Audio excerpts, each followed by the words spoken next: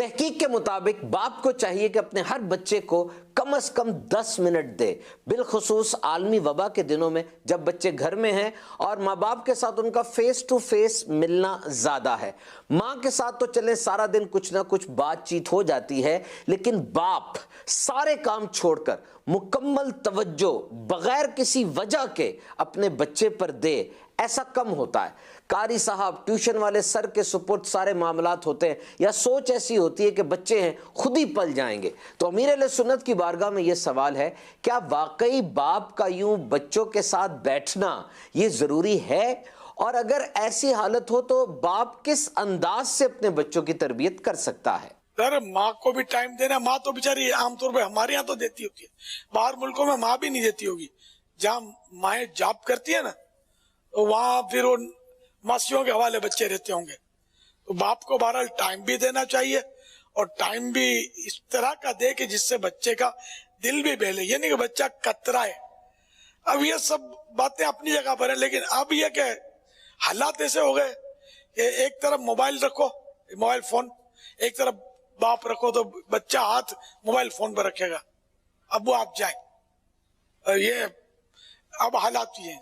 تاہم ماں باپ کو بچے کو اس کی سوچ کے رحم و کرم پر نہ چھوڑا جائے، ان کو وقت دیا جائے، اور وقت وہ دے کہ جس میں تربیت بھی کرے، اس کی ان کو دین سکھائے، سنتیں سکھائے، بسم اللہ کہنا سکھائے، سلام کرنا سکھائے، جزاک اللہ کہنا سکھائے۔ اگر اتنا سمجھدار ہے کہ وہ نماز سمجھ سکتا، جس کو اب یہ کہ 7 سال ہو گیا تو نماز کا حکم دے اپنے بچوں کو، تو پھر جیسی بھی وہ پڑھتے ہوں بچے اپنے حساب سے پڑھیں گے۔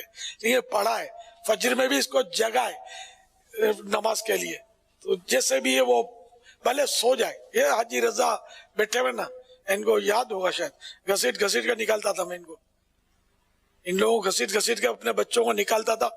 بس میرے اندر ایک خوف بیٹھا رہتا تھا، وہ نا، یا ایھا الذین آمنوا قوا انفسکم واہلیکم نارا، اے ایمان والو، اپنے آپ کو اور اپنے گھر والوں کو جہنم کی آگ سے بچاؤ۔ تو بس میرے کو یوں ہوتا تھا، یار بچے کو نماز کے لیے نہیں گھسیٹوں گا، تو نہیں نکالوں گا، تو ایسا نہ ہو کہ میں پھنس جاؤں آخرت میں۔ ان کی جان نہیں چھوڑتا تھا، وہ نکالتا تھا پکڑ کے، چاہے سردی ہو، چاہے گرمی ہو، چاہے دیر سے سوئے ہو، چاہے جلدی سوئے ہو۔ یاد ہے آپ کو؟ بالکل کھینچ کھینچ کے میں، یہاں تک کہ یہ بچے میرے بعض وقت سجدے میں سو جاتے تھے، سردیوں میں سجدے میں سو جاتے تھے، تو پھر دوبارہ پھر نہیں مطلب پڑھواتا تھا۔ اب یار کیا کروں میں، مطلب یہ نا ان کی عادت۔